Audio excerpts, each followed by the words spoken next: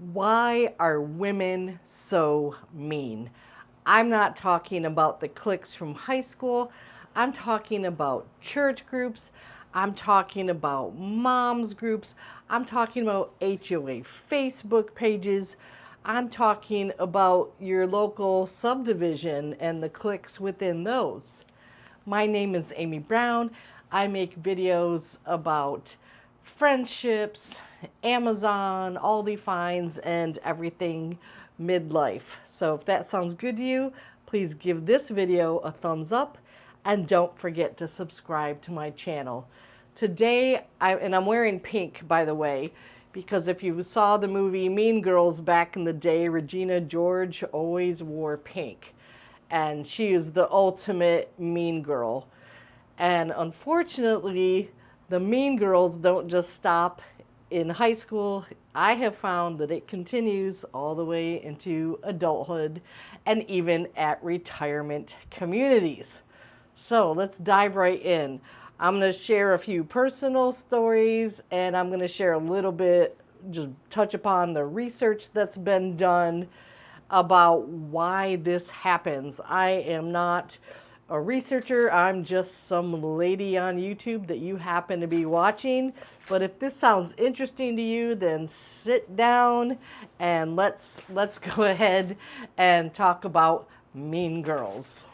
So I am 55 and I have had women cut me down for everything from the way I walk, because I walk with my feet turning in, to my career choices. And sometimes I shrug it off, it's no big deal. Sometimes it's actually funny. Sometimes it stings. And then sometimes I can be mean back. I'm just this video, thinking about this video, and I was thinking, oh, what mean stories should I share? And there were so many. So I'm just grabbing some randomly because there's just too many. When one of my daughters was in elementary school, we were in a smallish town in Maryland, and there was a family. They were from the town, but they had gone to the private school, and then they moved their children to the public school where my daughter attended. This young student was in my daughter's class. I thought it would be nice and kind if I contacted the mom and asked to set up a play date for our kids, because again, her child was new to the school. What I did not know is that this lady, we're going to call her Donica. Donica was a queen bee in the neighborhood, in the community. I just didn't know it. So I sent Donica an email and said, hey, welcome to the school, and would your daughter be interested in a play date maybe sometime this week or next week with my daughter? And Donica replied, oh, this week is just, no good, not going to happen. So I foolishly wrote back and said, no problem, I'm flexible, it can be, next month, whatever, we'll find a time. And then she replied, how did she phrase it? Okay, so this is at the beginning of the school year. So this would have been August, September, probably very early September. She's like, the rest of the year, my child's schedule is fully booked. So there is no chance for a play date.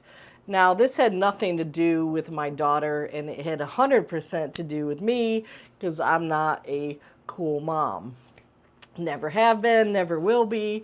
So she was not having that. She's like, no, my child is not going to have a play date with the child of a non-cool mom.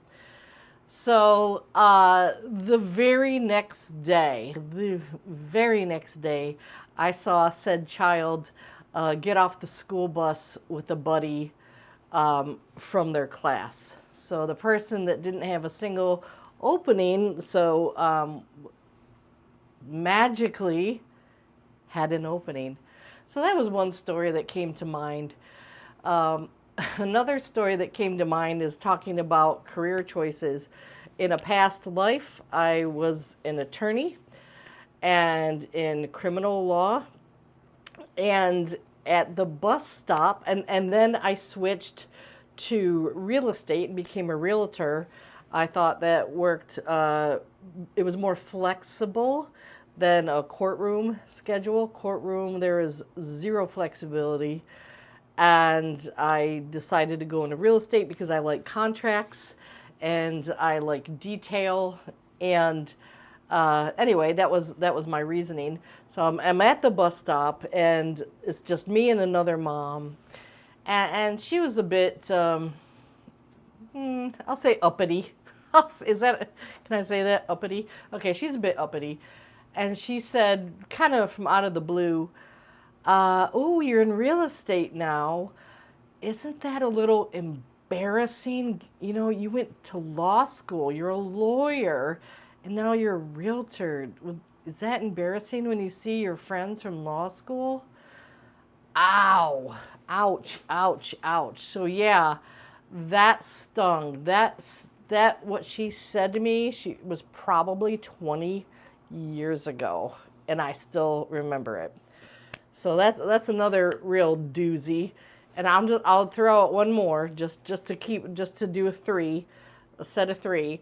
And I think I've already shared this one before, but when we were church shopping here in Central Florida, I went to a very large church and a very well known church. And the lady, she's second in command to the church. It was time for the sign of peace, and and I think we were about the third pew back. She had shaken hands with the people in the first pew, the second pew. My husband and I had our hands outstretched. She looks briefly. We make eye contact, right? Just split second, but we are there. She moves and goes to the fourth pew. And that woman is second in command of that very large church and has a lot of influence in that church. And I thought, wow, wowzy, wow, wow. So anyway, we've all been there. So if you want to share any stories, get it out of your system. Go ahead. Let's have some fun. I guess it's fun. So if you want to share any stories about how you've been wronged, or maybe how when you just couldn't take it anymore, you turned the tables and you became the attacker, because that happens too. We're only human. We get tired of it. So why in the world does this happen? Why are women so mean? I have a former colleague had been in the military. I believe it was the Navy, either Navy or Marines. Anywho, it was very male dominated where she was. And she said she never had this kind of women versus women conflict. She didn't have that in the military where it was male dominated. So, her question was, what is going on with women? Specifically, she was talking about healthcare, women in healthcare and how they treat each other.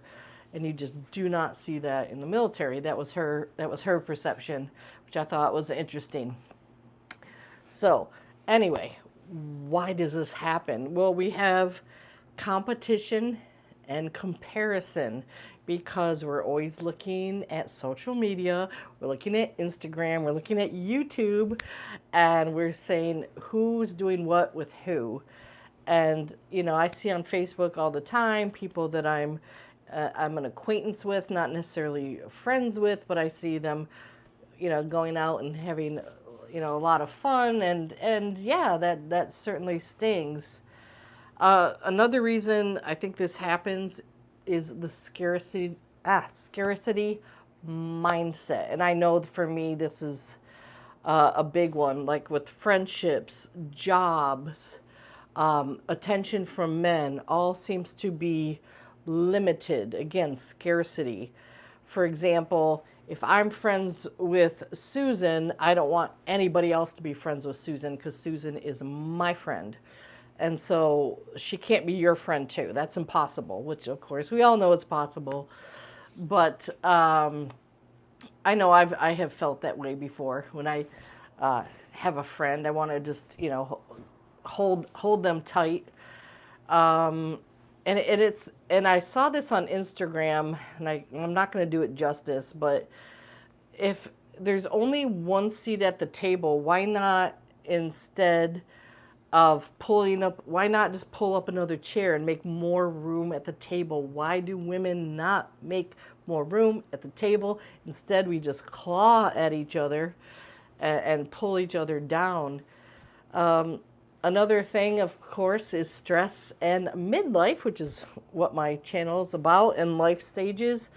A lot of women in midlife are dealing with, they're still taking care of children of various ages, aging parents, careers, relationships, marriage.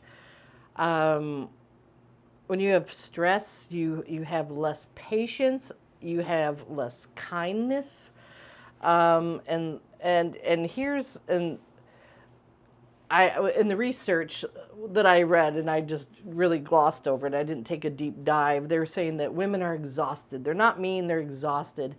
I don't know that I agree with that, because I really do think there are a lot of mean people. You hear the saying, hurt people, and I think that's absolutely legitimate, and I think that's what's going on a lot of the time. Yes, I know women are exhausted, but I just think there's always time and room for kindness. And here's social conditioning. That's another reason this happens. Women, as we know from day one, are brought up to avoid direct confrontation, highly uncomfortable, avoid it at all costs. So instead, we have this passive aggressiveness throughout our lives, and we learn it young and we keep it going, and that's pretty brutal. You have gossip, you have exclusion. So, and this is all learned. And what I've noticed is a lot of the women that claim to be uber Christian, they might even have a jean jacket, for example, with a Bible verse on the back, or they smile 24/7, 365, and just constant smile. Those are the people that in my life I've learned that I cannot trust. So, regarding self-awareness with mean women, I, of course, just like you, I've been on all sides of this. I've been on the receiving end of it, of course. But let me tell you, I've given people the cold shoulder. I've given people the side eye. I've given people the eye rolls, you name it. And mean is not always about the other person. Many times it's coming from within. And sometimes I'll get comments on my YouTube videos, very nasty comments, and it's hard, but I try, and this is coming from Gary Vaynerchuk, to think, wow, that person must be in a really dark place to watch one of my videos and write that kind of nasty comment. What must they be going through in their lives to do that, and just to have empathy for them.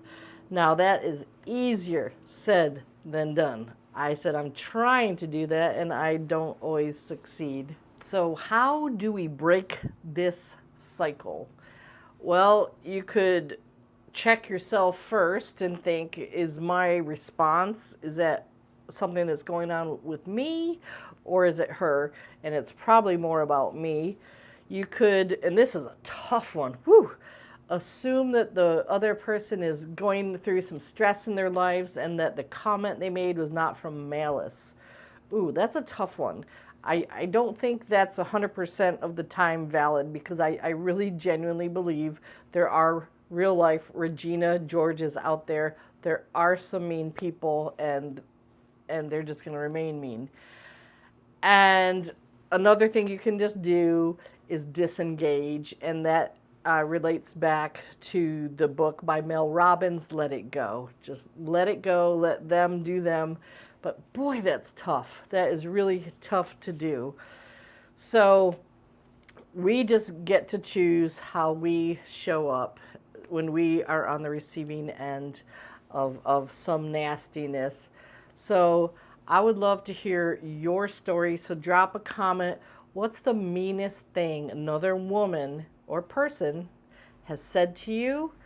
Or what's the meanest thing you regret saying? Because I could make a whole video about things that I regret saying, and I will remember them my entire life.